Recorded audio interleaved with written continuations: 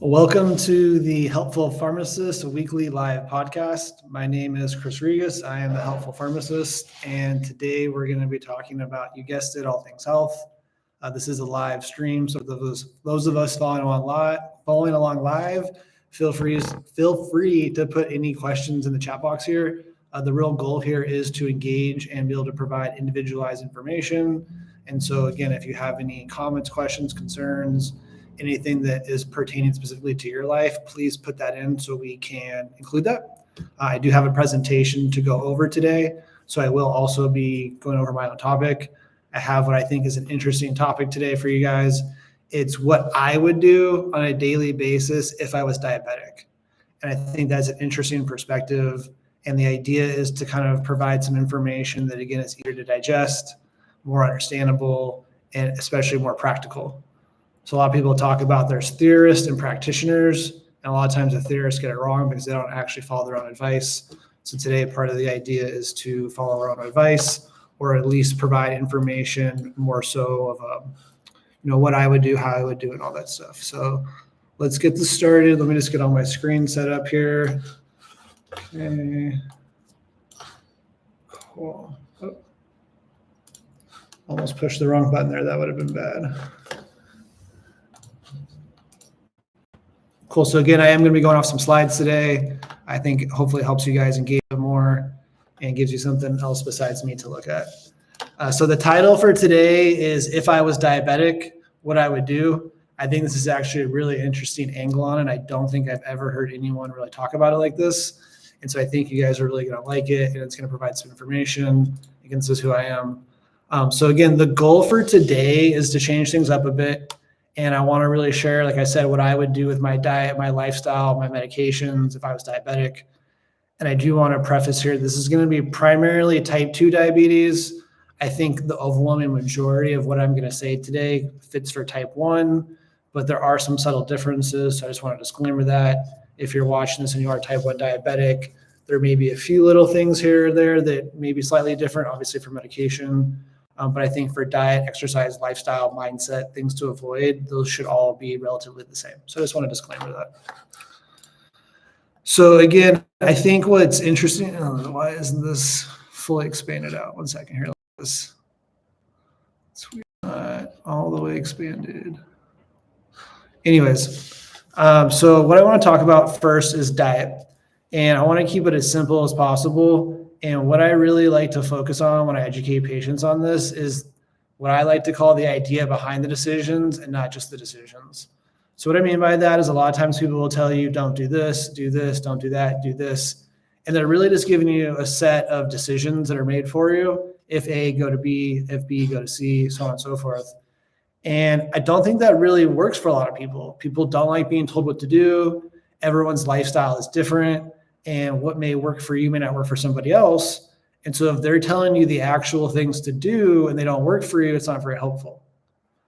Versus what I like to do is give people a little bit more of the understanding, a little bit of the background, a little bit of the thought process. So then you can actually start making your own decisions and you can apply that information to your own life, which is going to give you the most personal, individualized information. But also more importantly, it's going to be sustainable. Because if you don't like what you're doing, if you don't like the changes, they're really not going to be very useful or practical. And so again, if we can teach you how to make your own decisions, you're typically going to make the decisions you like. And again, it makes it easier for you to follow your own advice. So I think that's an important concept. To start off with, I do want to include the overall concept that diabetes in a lot of ways is a disease of diet. And that's where a lot of the work, if not most of the work, occurs. It's typically people eating too many carbs, too many processed foods, too much food, eating too often type things that are causing their blood sugar to become elevated. And again, potentially causing them to be insulin resistant or not be able to make enough insulin, which again are typically the hallmarks of type 2 diabetes. Again, diabetics typically don't make enough insulin. The reason why is they made too much and now they can't make enough. And the reason why they made too much in the beginning was because they became resistant. Their body was overexposed to insulin and it kind of got tired of it, so had to make more. And that's why they end up insulin resistant and unable to make enough insulin. Just to kind of throw that in for a quick full foundation. Again, the goal is to prevent the blood sugar from spiking after a meal, We want the blood sugar to be in a normal range, which is typically between 100 and 140. When we eat, it does go up, and we want to come back down as soon as possible. Again, that is the peak and also the postprandial. And then the common question again for the conversation is, how do we do this? And when we can't do this, why? Like, what do we do to fix this, or why are we not accomplishing it? So I think this is a really great illustration that I think covers a lot of these points. It also gives people an idea to make sure they understand the terms properly. So you can kind of see my cursor here a little bit. I can't make it any bigger, but this is basically a meal. So you eat, and after 1 or 2 hours or 60 minutes in this case, your blood sugar peaks.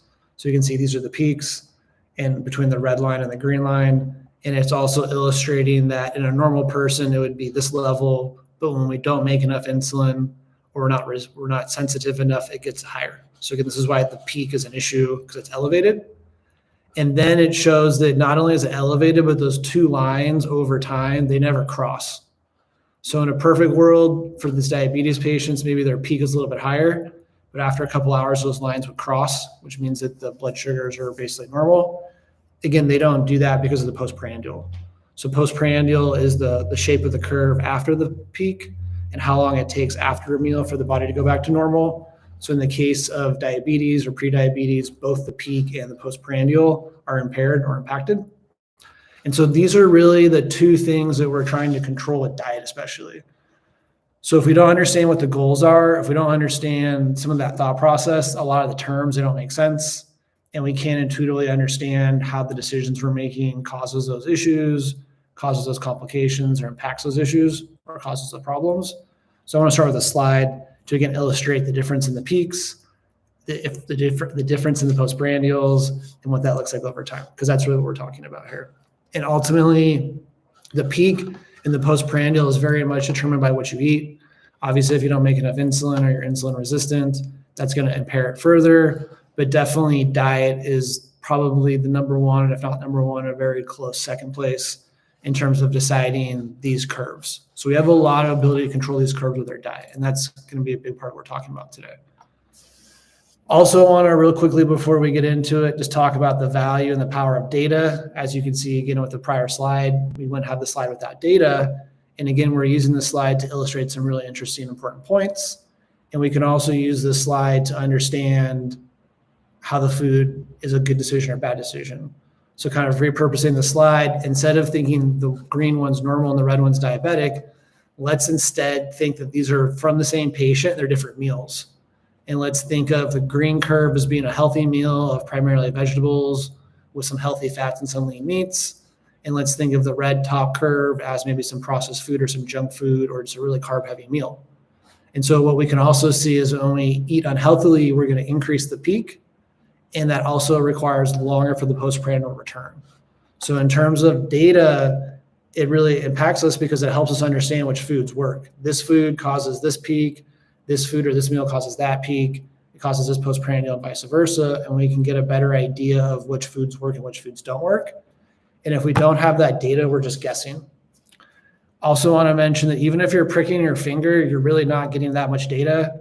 I've personally done this where I pricked my finger 4 or 5 times a day for a couple of days to get an idea of where I was at. And then I wore a CGM or a Dexcom after or at the same time to see either how it compares or what information is different.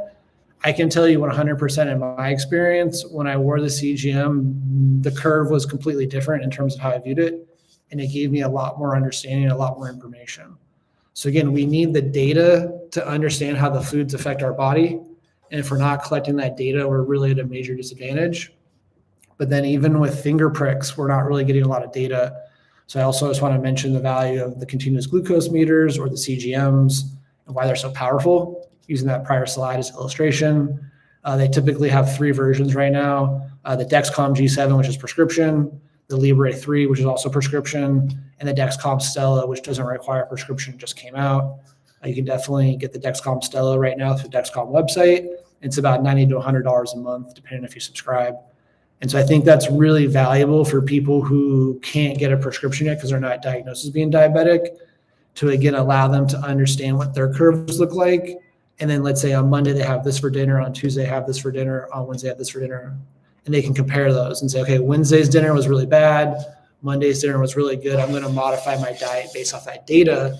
And then now you're making individualized decisions that are, again, going to lower your peak, lower your postprandial, and keep your A1C at a lower amount where it should be. So that's really what we're talking about. Again, I try not to mention terms that I haven't defined. So just real quick, A1C is a lab test you get. They take some blood, they put it into a machine, and it tells you for the last 90 days on average what your blood sugar was. And they give you a value. It's typically between 5 and 15. If it's under 5.7, that's considered at goal. If it's between 5.7 and 6.5, that's typically decided as being pre-diabetic. And anything over 6.5 to 7, depending on which criteria, is considered diabetic. So again, those meals directly contribute to the peaks, the postprandials, which directly contributes to the A1C. So it's to kind of link those together. So I also want to just quickly say again here that just how the body works. We eat food, it goes into our stomach, it digests this, we break it down, it gets absorbed in the blood. That's where the blood sugar comes from. Carbohydrates are a form of sugars, which is why we call it blood sugar, even though it's really carbohydrates. And you can also call it blood glucose. So whether you talk about blood sugar, blood glucose, or carbohydrates, they're all really the same thing, just so we understand those terms.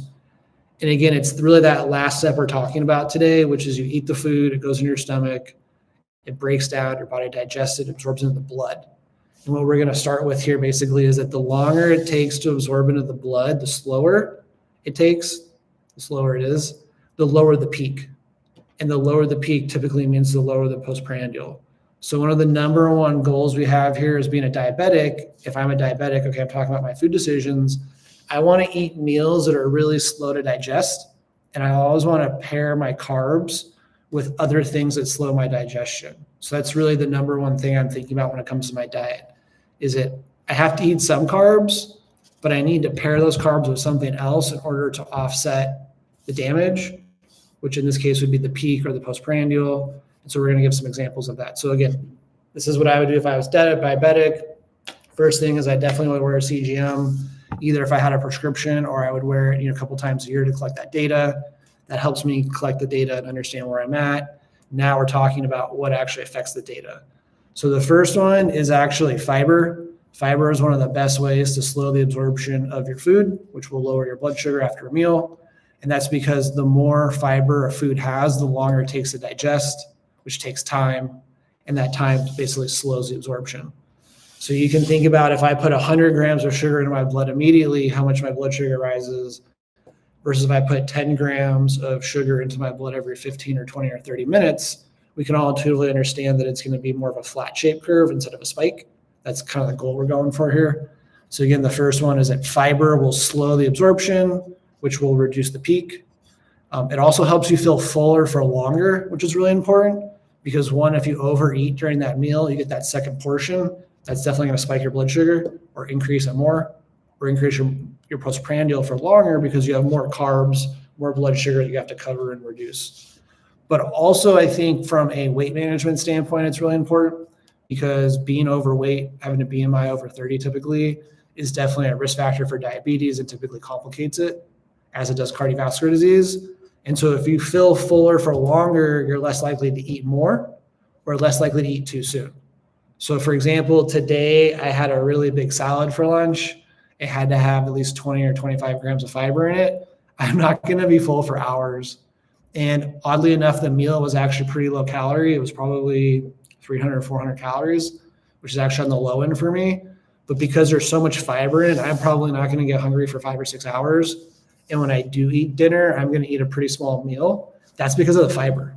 So fiber is really powerful from a weight loss standpoint, a feeling full standpoint, and also from a standpoint of decreasing the rate of absorption, which will lower the peak and minimize the impact the carbs have on our blood sugar. Also want to really quickly include the idea of glycemic index, which we'll talk about in the next slide. But basically, as you increase fiber, you decrease the glycemic index, which is a good thing. So again, the glycemic index is basically a measure of how fast the carbs break down into our sugar, into our blood. And so the lower the glycemic index, the longer that takes. So it's just another way of saying the same thing. We'll just jump ahead real quick. What is glycemic index? It is a numerical system that ranks carbohydrates in foods and how quickly they absorb into the sugar, into the blood, and raise the blood sugar after consumption, which is what we just talked about. So it's just a numerical way to quantify it, which can be really helpful. Typically, we want those carbs to be under 50 or 55 or 60. Lower is definitely better.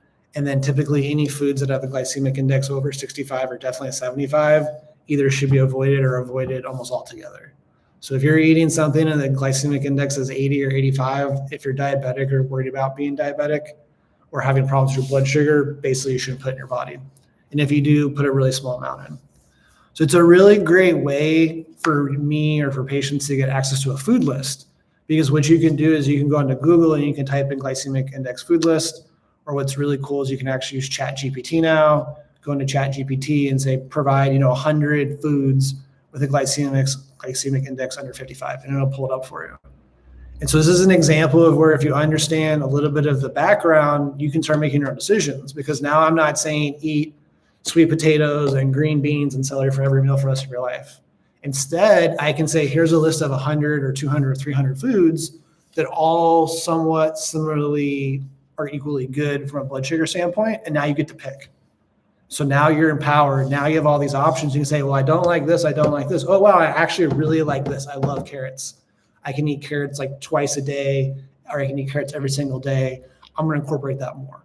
So it's a really great way for people to become empowered, to understand their own choices, to make their own choices. And that ultimately always leads to sustainability. And when we're talking about diet, lifestyle, being healthy, being sustainable, and being consistent is typically often the primary factor. So I think that's really great. I don't have to tell people what to eat. I can tell them what they should think about eating.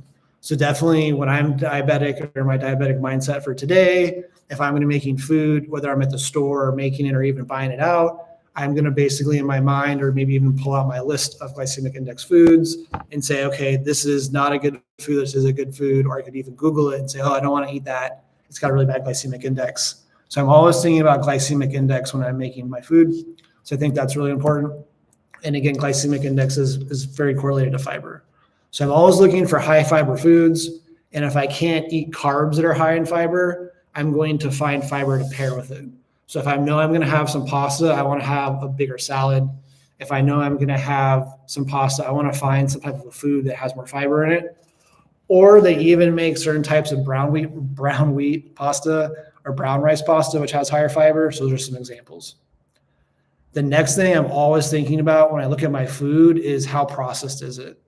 And so basically, the more processed the food is, the faster it's going to absorb into the blood, and the more it's going to spike the blood sugar. And that begins to make sense because typically when we process something, what we're really doing is we're stripping away the fiber. So if you think about brown rice versus white rice, the difference why it's white is there's no more fiber, they pull it off. If we talk about whole wheat bread, which is typically brown, versus white bread, which is obviously white, again, the reason why it's white is we strip the fiber out. So typically when we process a food, or when we talk about processed foods, we're talking about foods that have had the fiber reduced or removed. So now we can, again, begin to intuitively understand that it's the fiber in a lot of cases that are making something healthy or not healthy. And now once you understand that, you can then begin to ask your own questions. Is this food healthy or not? Well, I can ask how much fiber is in it. If it's high in fiber, it's probably good. If it's low in fiber, it's probably bad. And if it's low in fiber and I want to eat it anyways, I can find something else that's high in fiber to offset that. So again, I'm not telling you what to eat. I'm telling you how to think, how to look at the food so you can make your own decisions, which is, I think, a novel approach here. And it also definitely applies to junk food, which we all know. The worst example is going to be soda. First of all, I don't think anyone thinks there's fiber in soda. So obviously there's no fiber in soda. There's also no protein and no fat. So there's really nothing in there to help slow the absorption. It's completely processed. And when sugar is in liquid form, it always absorbs the fastest. So if you wanted to diabolically create something that was going to cause the most massive increase in blood sugar, it basically would be soda because it's processed. There's nothing to slow the absorption. So that's a really good example. And again, we can understand a little bit now why maybe junk food is bad for us, because junk food we most know is processed, has no fiber, typically has no protein. And if it has fats, it's typically unsaturated fats, or saturated fats, which aren't healthy, or trans fats, which are even worse. So again, that junk food doesn't check any of these boxes. So I think that's a really great way to look at it to help you understand that. The other two factors of a food or a meal that can also help slow the absorption or the breakdown of the carbs is going to be protein and fat. So protein is a really great way to delay the digestion, which again is another way of saying it takes longer to absorb. And like we already said on this prior slide here, the longer it takes to absorb, the lower the peak, the lower the postprandial, and the quicker we get back to normal.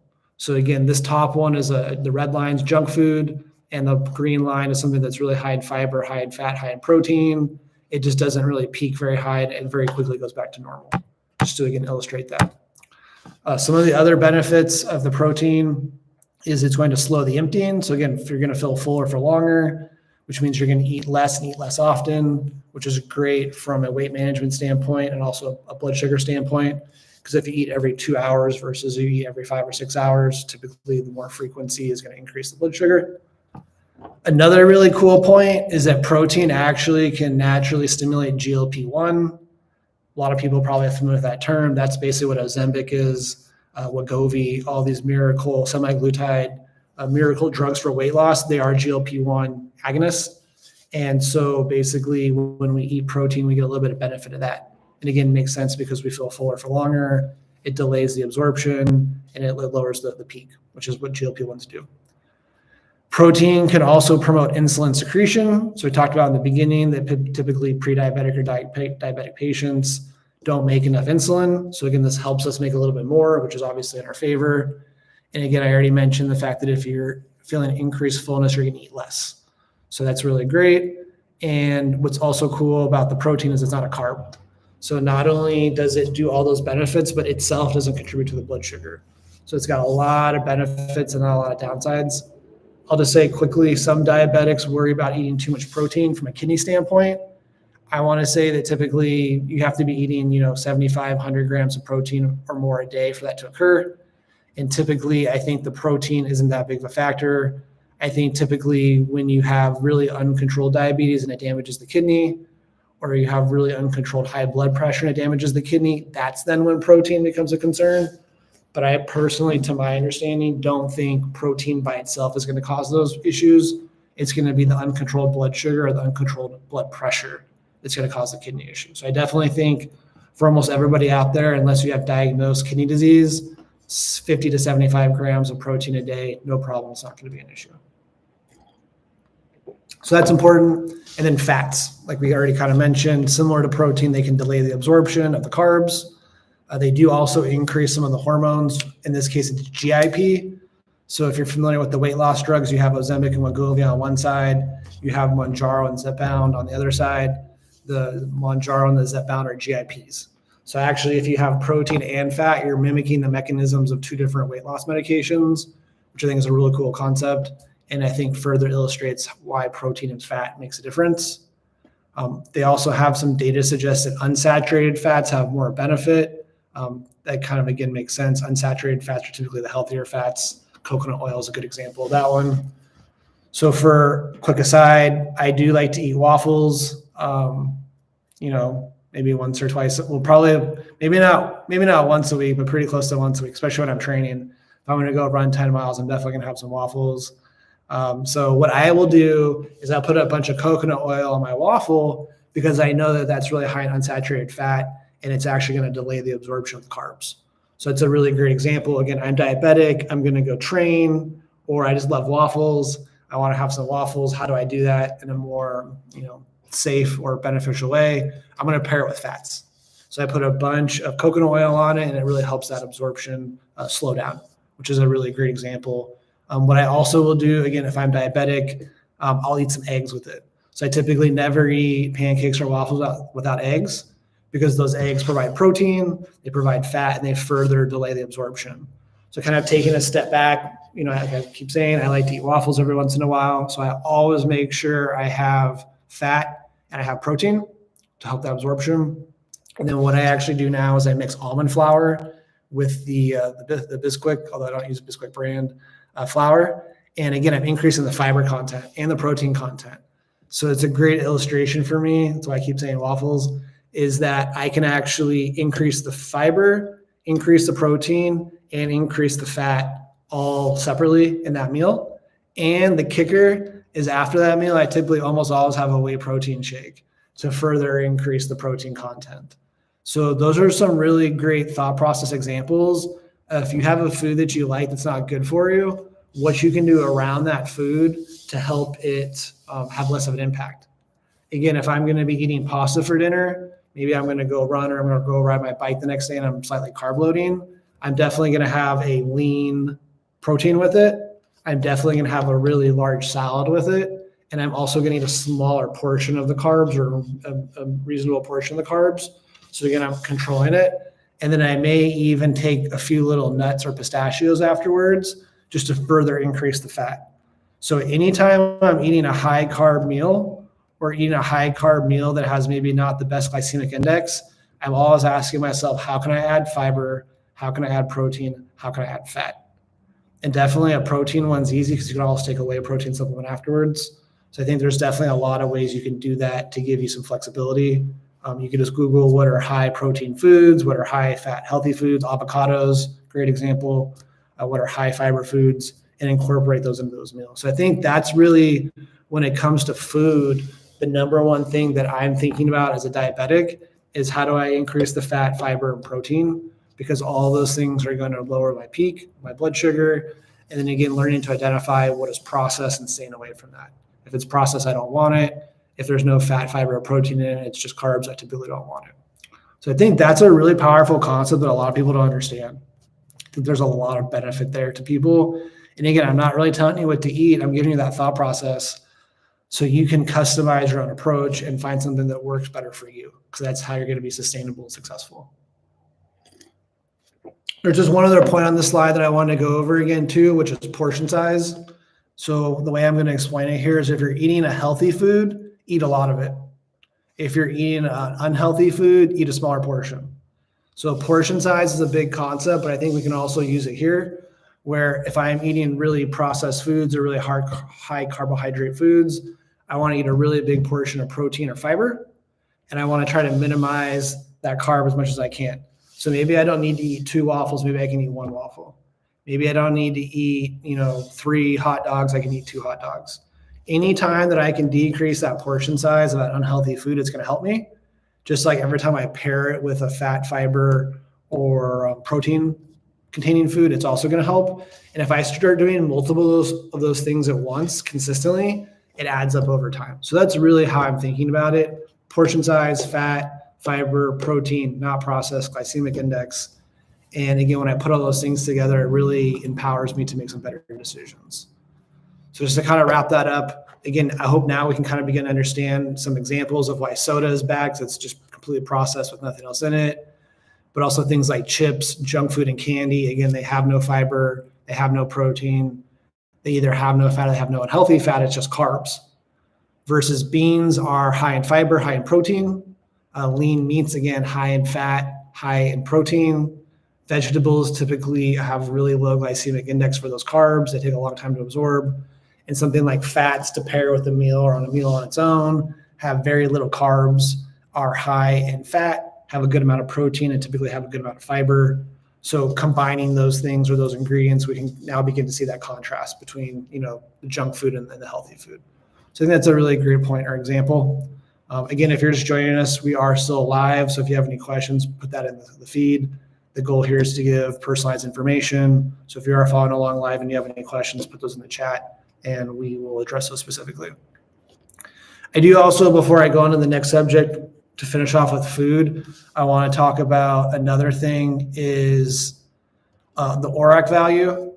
So again, that's the oxygen radical absorbent capacity. It's a fancy word for how many antioxidants are in it. So if you can also find yourself a food list that has high ORAC value, that's another great way of finding foods.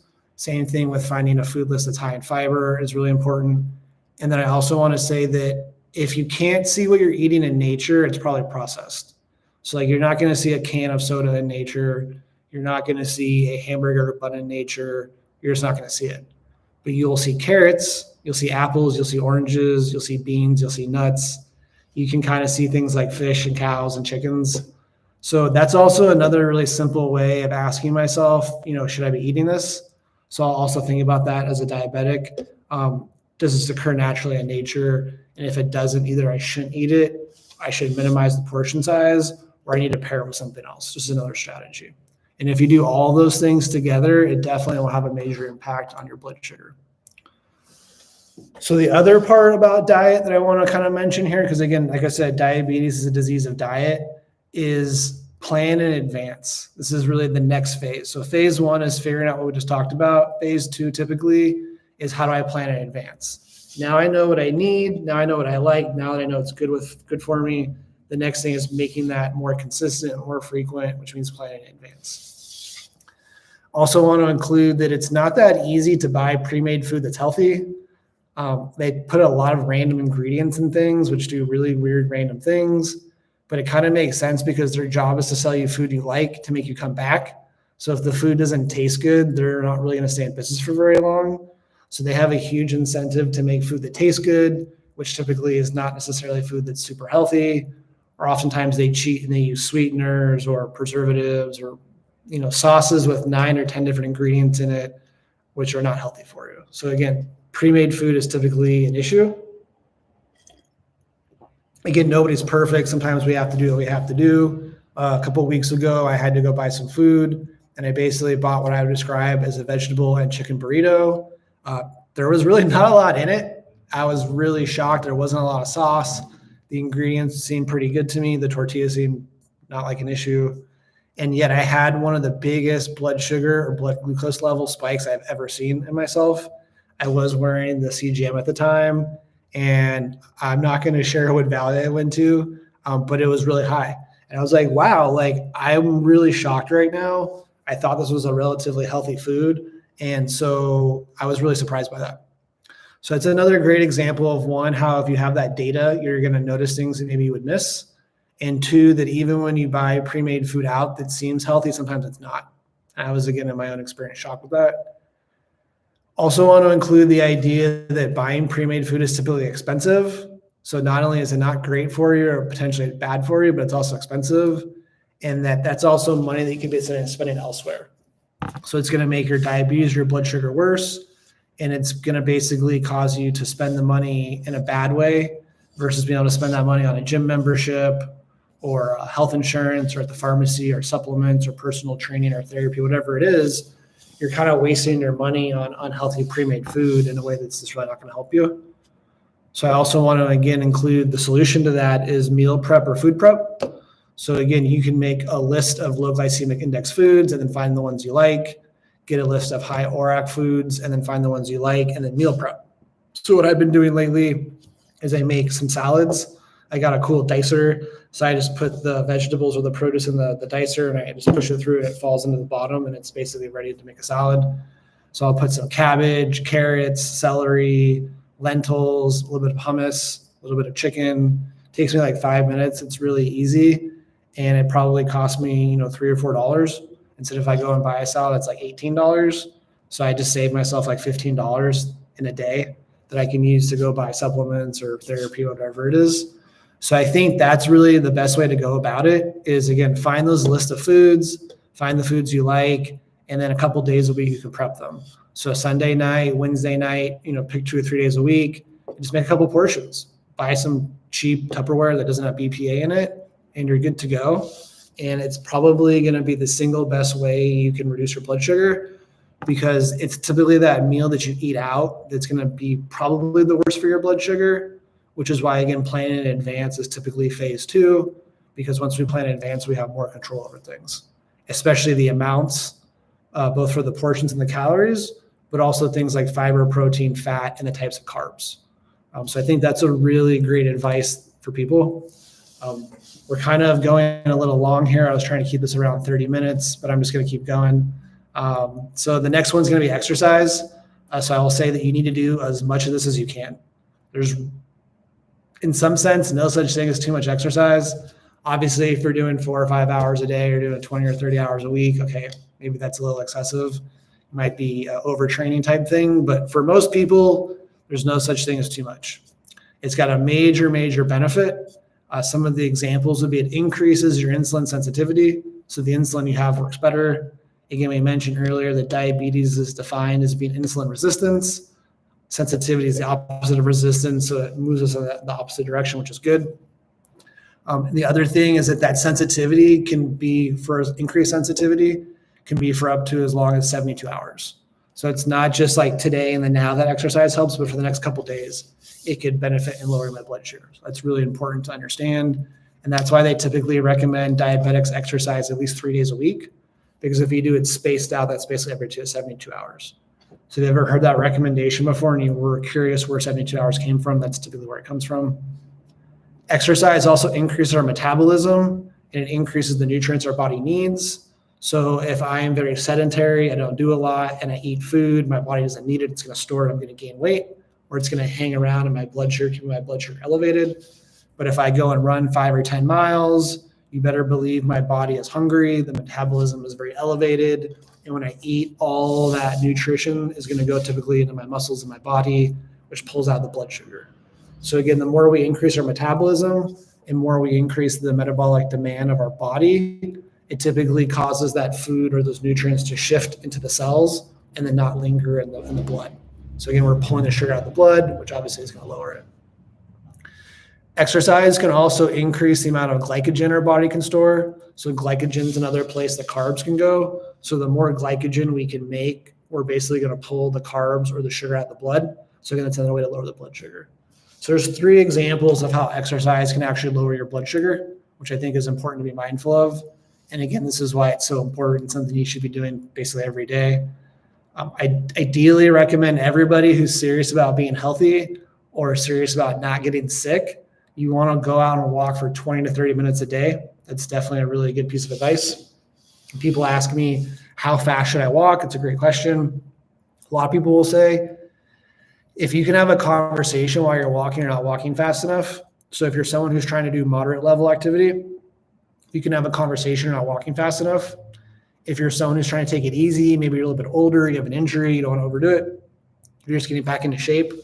If you can't talk, you're probably walking too fast. So you may want to walk at a pace where you can have a conversation and use that to guide the rate at which you'd be walking, just to kind of throw that in there. Why this also matters is that exercise improves your circulation, and it definitely improves the health of the blood vessels. And we talked about in other videos that basically the number one complication of diabetes is cardiovascular disease. But when we take it a step further, it's really the inner lining of the blood vessels being damaged.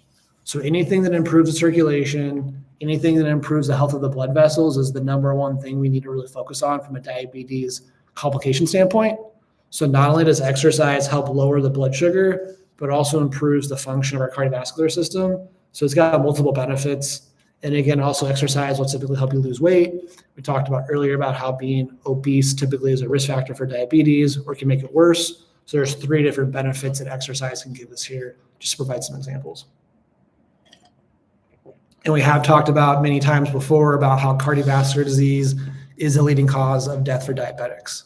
So if you are diabetic, cardiovascular disease has got to be probably your second primary focus after keeping your diabetes and your blood sugar in control, because most likely the major health issue you're going to have as a diabetic is going to be cardiovascular related. Also want to include real quick that exercise can help reduce your stress and provide a break from your life. Stress is ubiquitous in this world. I don't think anybody is free of stress. And if they think they are, they're probably mistaken. We all need to have something to reduce our stress levels. Exercise is a great way to do that. And stress has also been shown to increase blood sugar. Talk about that on the next slide. So again, another big benefit there. It provides a nice break from your life. The other one that's really great about exercise, just to kind of hype it up a little bit more, is it does keep your muscles strong, which from an aging standpoint and having a higher quality of life when you're older is really important. It's pretty hard to build or maintain muscles as you get older. And so the more you do now, you'll benefit that later. And so I think that's really important. Falls are basically the number one cause of health issues for your average senior. And so the more you walk, the stronger you are, less likely you are to fall. I already talked about stress real quickly, but stress does actually increase the blood sugar.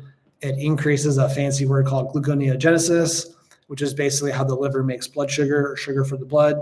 So that basically increases that. So when you're stressed, your liver makes more sugar. At the same time, when you're stressed, it makes the body less sensitive to insulin because a part of stress is fight or flight. and your body thinks it may need to go run away from a tiger. So it wants to make sure there's plenty of energy in the blood to do that. So it turns out stress directly increases blood sugar. Another point to be mindful of is that when you're really stressed out, some people tend to kind of stress eat or comfort food eat, and those comfort foods typically aren't very healthy. So the more stressed you are, it can oftentimes impact your diet. Being stressed may also impact your ability to exercise, unfortunately, which is especially sad because the more stressed you are, the more you should exercise. When we look in reality, it's typically the opposite. The more stressed you are, the less you exercise. Stress also impacts your ability to think clearly. So if we're trying to look at our food and make decisions, look at our diet and make decisions, or improve our life, obviously that's not good. And then also stress can impact our sleep. So again, exercise can basically reduce stress and it helps all those things. And also, if you become sleep deprived, it also can make your blood sugar potentially worse. Also, again, just want to touch on, we kind of talked about this again, complications, but this is more so how I'm thinking about it. So again, I'm always worried about complications as being a diabetic. So again, I just kind of want to go through these slides real quick just to kind of emphasize that. So I'm always exercising as a diabetic. Ideally, if I can, I want to be able to go for a walk for 10 or 20 minutes in the morning and then go for 20 or 30 minutes at night. And if I'm able to go walk after my lunch, because anytime I go for a walk after a meal, it's going to lower my blood sugar. And if I can do it multiple times a day, even better. And the more I exercise, the more it's going to help lower my blood sugar. Also give me that stress benefit. So as a diabetic, every morning I make time and I go walk for 20 minutes. And then every evening after dinner, typically I go and walk for 20 minutes. It's one of the best ways I can help minimize my blood sugar from those things I mentioned. But it also helps with my stress. I'm very worried about being diabetic. Being diabetic is very stressful. It can be very scary. So all those things can cause stress, and life is already stressful enough. So I'm always trying to ask myself how I can minimize my stress. I do journaling. I may talk to myself about how I feel to process my feelings. I may call somebody. I may read some videos or watch something on YouTube. But I'm always trying to minimize my stress as a diabetic because I know diabetes and stress go hand in hand. And the more I can reduce my stress, it will have a benefit for my blood sugar. And again, I'm also always worried about complications, primarily of cardiovascular disease. So I'm always asking myself, is my blood pressure good? Can it be better? When was the last time I measured it? What's my cholesterol or my LDL? I got to be asking myself those questions, but also not eating a bunch of processed foods or processed meats, which probably aren't going to be very great for my cholesterol. I'm trying to avoid those. I'm also making sure I'm exercising a lot because exercise is one of the best ways to prevent cardiovascular disease. Probably, I guess I wouldn't say the first best way or the number one best way, but probably number two. Anecdotally, what I've always told people is when I talk to patients and I ask them my blood pressure, every athlete or cyclist I talk to, their blood pressure is 115 over 60 or 65. They also have a heart rate of between 50 to 60 without much exception. So definitely the number one way probably to reduce cardiovascular risk is exercise. So I'm always thinking about that. I definitely want to know what my A1C is. And so I'm always, either pricking my finger, wearing my CGM, or getting my A1C measured twice a year. That's really beneficial. And again, if I need to, or if I have the ability to, I'm wearing a CGM. And also my weight management. I'm always trying to make sure I'm not gaining weight, looking at myself in the mirror, making sure I don't see anything that looks too different, maybe weighing myself a couple times a month, or if I look in the mirror and I see something different, weighing myself. I don't personally like recommending weighing yourself every day. I don't think that's productive, but definitely knowing that. And those are really going to be the four biggest driving factors about complications. So again, as a diabetic, you have to worry about complications. It's really a disease of complications. And so you want to be mindful of that. So I'm always thinking about that. Did I check my blood pressure today? Am I eating healthy fats? Making sure my cholesterol is not going out of control. Am I exercising? Am I measuring my blood sugar? Am I managing my weight? Always thinking about those things as a diabetic. So that's really important. And again, especially where you are in the diagnosis process, because what happens is a lot of people, when they get diagnosed, they already have those issues. They already have a neurological issue. They already have a cardiovascular disease issue. They already have a muscle issue. And so they especially need to really focus on those on a daily basis because they're already impaired or lacking in those. And it's going to be even harder for them to fix those. And then also mood, because being sick or having a lifelong health issue definitely affects your mood. So I'm always trying to be proactive and checking myself, did I exercise today? No. Am I feeling a little down? Yeah. Okay, I need to go exercise. because not only is it going to help my exercise activity and my cardiovascular function, but it's also going to boost my mood. Or if I notice that I'm starting to get a little sad, a little depressed, I need to talk to somebody, I need to journal, I need to do something to process my feelings. I'm always asking myself about these complications of being diabetic and how I'm feeling on a daily basis. So I think the last thing that I have here, and then we'll be done, is how I apply this kind of in a more global sense for me personally, again, both as a person, as a potential diabetic. If I had a cheat meal today or had a cheat meal yesterday, eating more junk food today is not a good idea. So I always tell people it's okay to eat some junk food every once in a while. You have to be happy and healthy and sustainable and all that. And if you have a diet that you don't like, it's not going to really be very long lasting. So it's okay to have a cheat meal, but if you have a cheat meal, don't do it multiple days in a row or multiple times in the same day. So that's a really important thing that I apply. If I have ice cream, the next day I definitely eat extra healthy. I exercise even more.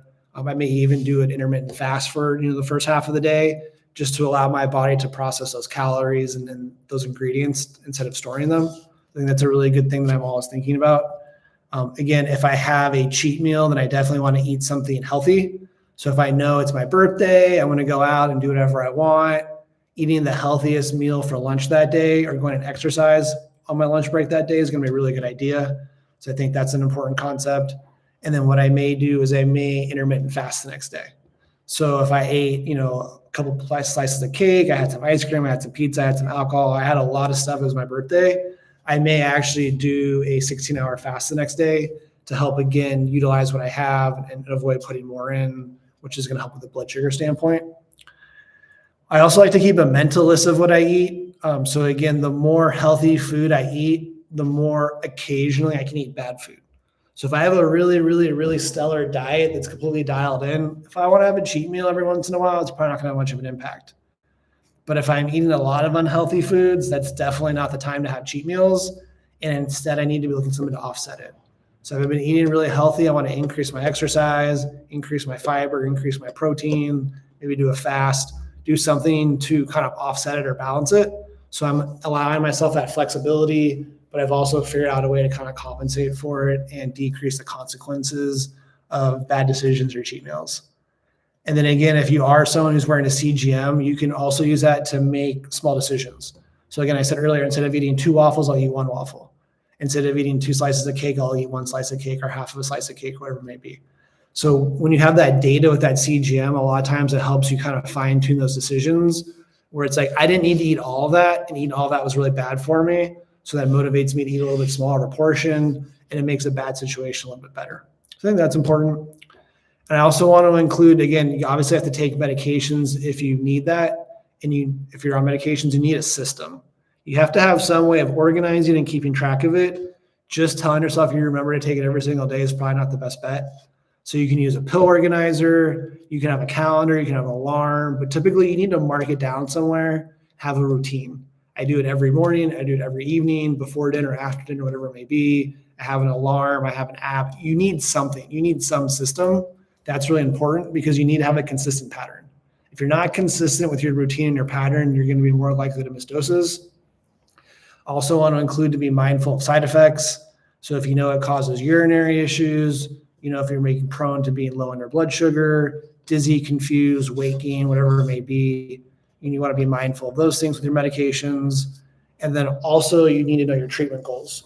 So if your A1C is increasing, you add another medication, you go and get your A1C measured again, and your A1C still increases, there's something going on there. Maybe you're not taking your medication properly. Maybe it's not being dosed properly. But definitely, if you're not reaching your treatment goals, there's going to be something to be said about the medication in terms of it not being used properly or being taken properly by the patient. And that's a conversation to have with your doctor. So that's really what I have for you guys today. Again, the real idea here is that I want to help people understand how to think about their decisions. And so I'm trying to kind of frame this conversation as if I was a diabetic, how I would think about things. So the number one thing when I'm a diabetic and I'm thinking about it is I want to minimize the peak and minimize the postprandial. And the easiest ways to do that are increasing my fiber, increasing my protein, increasing my fat, and decreasing how processed things are, using things like glycemic index and food lists and ORAC values to find really healthy, carb-friendly foods. Also thinking about things like portion size. So if what I'm about to eat is not good for me, I'm gonna eat less of it. In the case of the waffles, I use a lot of coconut oil to help offset that. I also eat some whey protein and eat some eggs to help offset that. So that's important. Using exercise as a tool. So exercise can lower my blood sugar. So I make sure I do exercise once or twice a day. If I'm gonna have a really big meal, I want to exercise afterwards. And I'm always using exercise to kind of maintain my blood sugar and keep it where I want it to be. So that's really important. I'm also trying to be mindful of the complications, whether it's stress, blood pressure, gaining weight. I'm always thinking about those things and making sure the decisions I'm making on a daily basis are in line with those, because those 4 values, blood pressure, blood sugar, cholesterol, and weight or BMI, are probably the 4 biggest drivers of my health as a diabetic. So I should always be asking myself, is this making it better, worse, or the same? If I'm consistently making those decisions and make it worse, I should probably be reevaluating those. And the same thing with cheat meals. It's totally okay to have a cheat meal every once in a while. Just make sure you have a cheat meal. You don't do it multiple times in the same day or multiple times in the same week. If you're going to have a cheat meal, try to put really healthy foods before and after it to kind of balance it out. Increase your exercise especially, and maybe even consider doing something like intermittent fast afterwards to help offset that. And then again, if you're taking medication, definitely have a system, because medication doesn't work if you don't take it. It doesn't work as well if you take it improperly. So it's also really important to make sure you're taking it correctly. And if you're not achieving your treatment goals, you need to talk to your doctor. And that requires you to collect data, be mindful and pay attention, and know what those treatment goals are.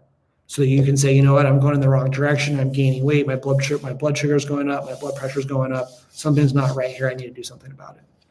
So that's what I have for you guys today. I hope you guys like that. Again, my name is Kris. I'm the Helpful Pharmacist, and I am really trying to help people understand how to improve their health. I'm not here to tell you what to do. Instead, I want to give you guys some food for thought to help you make better decisions that are more in line with what matters to you. And so instead of you having instructions to follow about eat A, B, and C, I'm going to give you more of a thought process and you can make your own decisions. So if you like the information, please subscribe to the channel or like the video or both. If you have any questions, put those in the comments, or you can also reach me at welcome@yourpersonalpharmacy.net. If you have any pharmacy questions, we have some great information at yourpersonalpharmacy.net. We have a really extensive FAQ section. And if you're looking for supplements, definitely check out our shop tab. We have a really nice pharmacist curated inventory selection where I basically make a list of all the supplements I think are best for people, whether it's the proper brand, the proper product. I do a lot of the research for you. And also, if you have any other questions, feel free to contact me. And if you are looking for a new pharmacy in the San Diego County area, definitely give me a call or send me an email. I'm more than happy to explain to you what we do and why it's different. So again, my name is Kris. I am a biochemist and a pharmacist. I'm the Helpful Pharmacist. Thank you for watching, and definitely keep subscribing because there's a lot more information to come. Thank you and have a great day.